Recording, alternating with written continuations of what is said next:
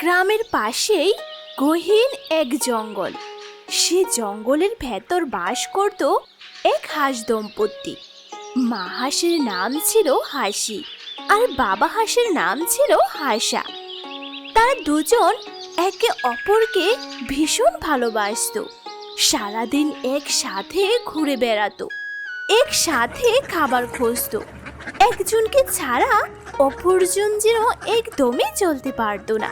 এইভাবে বেশ সুখে কাটছিল তাদের দিন। এই যে গিন্নি, আজ খাবার আনতে হবে, যাবে না? না গো, আজ আমার শরীরটা ভালো লাগছে না হাসা। তুমি না হয় আজ একাই খাবার সংগ্রহ করে আনো। সে কি কথা গিন্নি, তোমার শরীর খারাপ আর তুমি আমাকে এতক্ষণে একবারও বলনি? আরে না না, তেমন কিছু না হাসা। আমি ঠিক 2-1 বেলার মধ্যেই সুস্থ হয়ে যাব। বাসায় একদমই খাবার নেই, তুমি বরং একটু খাবার খুঁজে নিয়ে এসো। না না না, তোমাকে এভাবে অসুস্থ রেখে আমি কিছুই করতে যেতে পারবো না।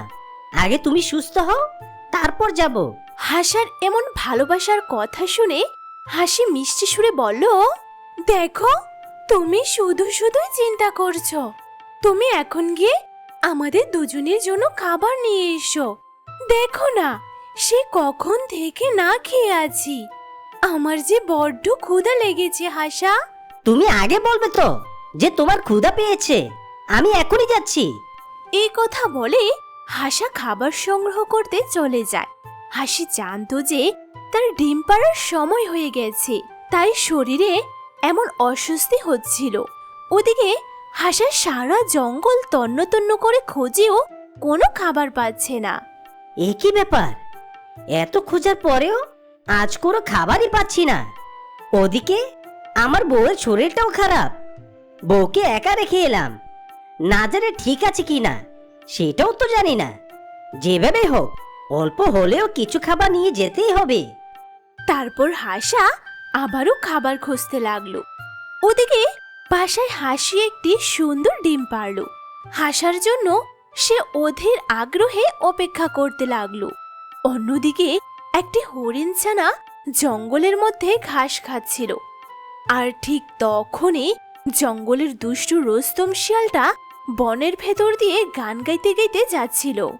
তুমি চাঁদের নীলিমা নাও, তুমি ফুলের উপমা নাও, নাও কোনো পারি ঝরনা, আয়না আমার হৃদয়ের আয়না, মুরগি আমার প্রাণের মুরগি।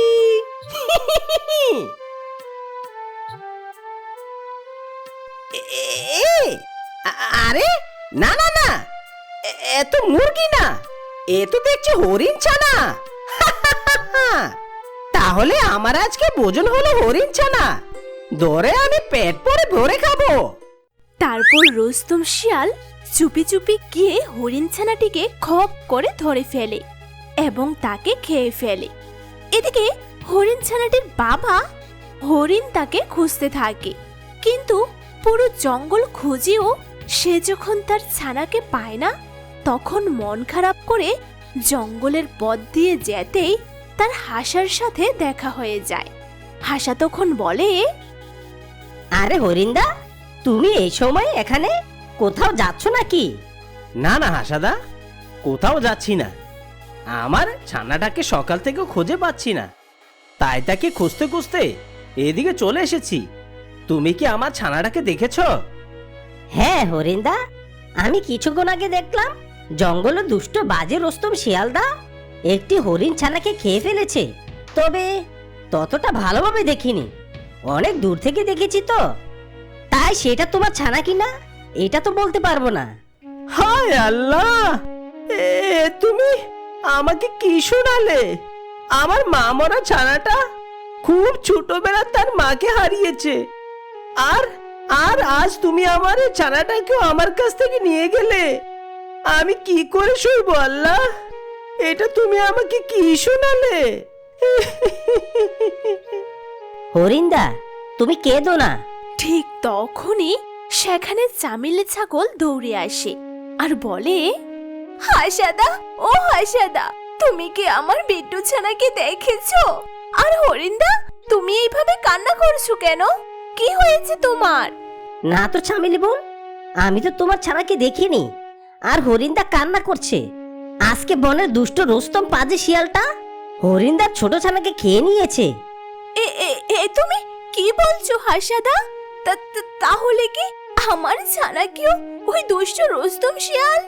ছাড়বো না, ওই ওই দুষ্টুম শিয়ালকে আমি ছাড়বো না, মেরে ফেলবো। তারপর তারা সবাই তাদের মতো করে চলে যেতে থাকে। আর এদিকে হাসা খাবার নিয়ে তার বাসায় ফিরলো।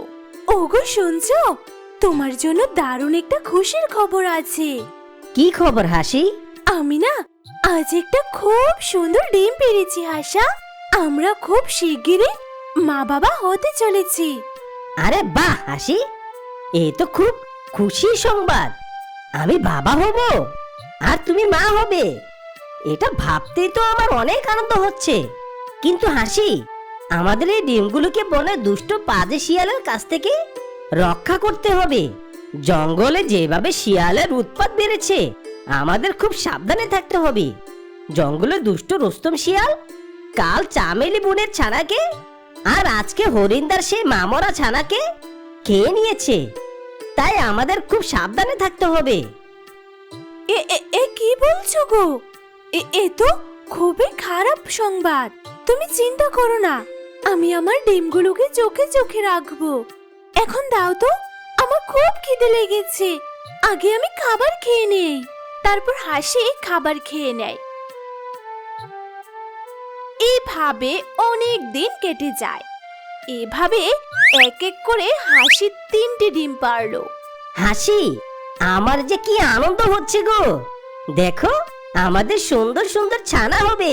তুমি ঠিক বলেছো হাসা, আমাদের ছানাগুলো খুব সুন্দর হবে, ঠিক যেন তোমার মতো। আচ্ছা হাসি, তুমি তাহলে ডিমগুলোকে সুন্দরভাবে তা দাও, আমি তোমার জন্য খাবার খুঁজে নিয়ে আসছি। এই কথা বলে হাসা খাবার খুঁজতে চলে যায়।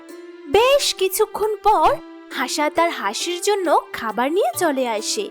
হাসি, দেখো দেখো, আজ আমি তোমার জন্য মজার মজার মাছ ধরে নিয়ে এসেছি।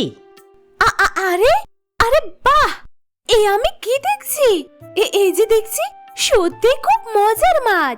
আমার অনেক প্রিয় মাছ, আমার অনেক প্রিয় এই মাছ হাসা। হাসি বড় মমতায় তার ডিমগুলোকে প্রতিদিন তা দিতে থাকে। আর এদিকে হাসা প্রতিদিন তার জন্য নতুন নতুন খাবার সংগ্রহ করে নিয়ে আসতো। এভাবে অনেক দিন কেটে যায়। বেশ কিছুদিন পর তাদের ডিম থেকে বের হলো ফুটফুটে সুন্দর 3টে ছানা। ওগো শুনছো, শুনছো তুমি? দেখো দেখো, আমাদের ডিমগুলো ফুটে কি সুন্দর ছানা বেরিয়েছে। এবার যাও তো, আমাদের সোনামণিদের জন্য কিছু মজার মাছ ধরে নিয়ে আসো তো। আচ্ছা হাসি, আমি এখনই যাচ্ছি। তারপর হাসা তার ছানাদের জন্য খাবার নিয়ে আসে এবং সে খাবারগুলো তার ছানাদের সামনে রাখে। এই ছানারা, দেখো দেখো, তোমাদের বাবা তোমাদের জন্য কত সুন্দর সুন্দর মাছ ধরে নিয়ে এসেছে, তোমরা এগুলো খেয়ে নাও। ছানারা কিচিরমিচির আওয়াজ দিয়ে সে মাছগুলো খেতে লাগলো। এইভাবে ছানাদের নিয়ে তাদের সুখে শান্তিতে দিন কাটতে লাগলো। হঠাৎ একদিন বনের দুষ্ট রুস্তম পাজে শিয়ালটা হাঁসের বাড়ির সামনে দিয়ে গান গাইতে গাইতে যাচ্ছিল। হাট্টি মাটিম টিম, হাঁসগুলো মাঠে পারে ডিম। হাট্টি মাটিম টিম, এখন আমি খাবো সেই হাসা হাঁসের ডিম। এমন সময় সে দুষ্ট শিয়ালের কানে আসলো সে হাঁস ছানাদের শব্দ। আরে বাহ, আশেপাশে তো মনে হচ্ছে কোনো কচি হাঁসা ছানা আছে। খুঁজে বের করতে পারলে আজকের খাবারটা একেবারে জমে ক্ষীর। তারপর ঝোপের আড়াল থেকে সে দুষ্ট পাজি শিয়ালটি হাঁসের ছানাগুলোকে দেখে ফেললো। এ তো দেখছি মেঘনা চাইতে জল, একেবারে কচি কচি ছানা। আজ রাতে একটা একটা করে খেয়ে মজা লুটবো। ধীরে ধীরে রাত নেমে এলো। ঘন কালো অন্ধকারে ঢেকে এলো চারপাশ। রুস্তম শিয়াল অপেক্ষার প্রহর গুনতে লাগলো। রাত তো অনেক হলো, এতক্ষণে হাঁসগুলো নিশ্চয় ঘুমিয়ে পড়েছে। যাই, ছানাগুলোকে সাবার করে আসি, পেটে যা ছুঁচো দৌড়াচ্ছে। তারপর রুস্তম শিয়াল তাদের বাসায় গিয়ে হাঁসের একটি ছানাকে খেয়ে নিল আর সেখান থেকে দৌড়ে পালিয়ে গেল। পরদিন সকালে, ওগো ওগো, আমাদের একটা ছানাকে কে যেন নিয়ে গেছে, তুমি ওকে এনে দাও। কে তো না গো হাসি, মনে হচ্ছে জঙ্গলে কোনো হিংস্র প্রাণী এই কাজটা করেছে। তুমি আমাদের বাকি ছানাদের সাবধানে রেখো। কিন্তু কয়েকদিন পর শিয়ালটি আবারও এক রাতে এসে তাদের আরো একটি ছানাকে খেয়ে নেয় এবং দৌড়ে পালিয়ে যায়। ওগো শুনছো, আমাদের আরো একটি ছানা যে আমাদের বাসায় নেই, কে যেন আমাদের ছানাকে নিয়ে গেছে। এরকম ভাবে চলতে থাকলে তো এক সময় আমরাও মারা যাব। তার থেকে ভালো হবে চলো আমরা এই জঙ্গল ছেড়ে চলে যাই। এ কেমন কথা হাসি, ভয়ে পালিয়ে চলে গেলে চলবে? যে আমাদের ছানাদেরকে খেয়েছে তাকে একটা উচিত শিক্ষা দিতে হবে। কিন্তু হাসি, আমার তো মনে হচ্ছে বনে দুষ্ট শিয়ালটাই এ কাজ করেছে। আমার আমার মাথায় একটা দারুণ বুদ্ধি এসেছে। শোনো হাসি। হাসা তার বুদ্ধির কথা হাসিকে বলল।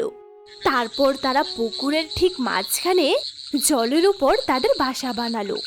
আর সে বাসার চারপাশের জল কচুরিপানা, ঘাস আর লতাপাতা দিয়ে এমন ভাবে ঢেকে দিল যেন মনে হয় ওটা একটা শক্ত মাটি। সেদিন রাতে দুষ্টু পাজি রুস্তম শিয়ালটা আবারও আসলো তাদের শেষ ছানাটিকে খেতে। কিন্তু অন্ধকারে সে লতাপাতাগুলোকে সে খেয়ালই করলো না। বোকা হাঁসের দল, তোদের ছানা খেলাম আর তোরা কিছুই করতে পারলি না। আজ এই শেষ ছানাটিকেও খাবো, তারপর তোদের দুটোর গার মটকাবো। এই বলে দুষ্টু শিয়ালটা লাফিয়ে যেই না লতাপাতার মধ্যে পা রেখেছে, অমনি সে গিয়ে সোজা পড়লো পুকুরের গভীর জলে। কে আছিস রে? বাঁচা, আমি তো ডুবে গেলাম রে। এই আমারে বাঁচা, কে আছিস তোরা? দুষ্টু শিয়ালের চিল্লাচিল্লি শুনে হাসাহাসির ঘুম ভেঙে গেল। তারা দেখে দুষ্টু শিয়াল পুকুরের মধ্যে হাবুডুবু খাচ্ছে। ও আচ্ছা, বেয়াদব দুষ্টু পাজি শিয়াল, তুই তাহলে আমাদের ছানাদের খেয়েছিস। হাসা তাহলে ঠিকই বলেছিল, আর তুই জঙ্গলের আরো নিরীহ ছোট ছোট ছানাদেরও খেয়ে নিয়েছিস। এখন তোকে কেউ বাঁচাবে না, তুই এই পুকুরেই ডুবে মর। আমাকে ক্ষমা করে দাও, আমি আর কোনোদিন এমন কাজ করব না। বাঁচাও, বাঁচাও। তারপর শিয়াল তাকে বাঁচানোর জন্য অনেক চিৎকার করলো, কিন্তু কেউ তাকে বাঁচাতে এলো না। এক সময় হাবুডুবু খেতে খেতে দুষ্টু পাজি শিয়ালটা জলে ডুবে গেল আর এখানেই মারা গেল।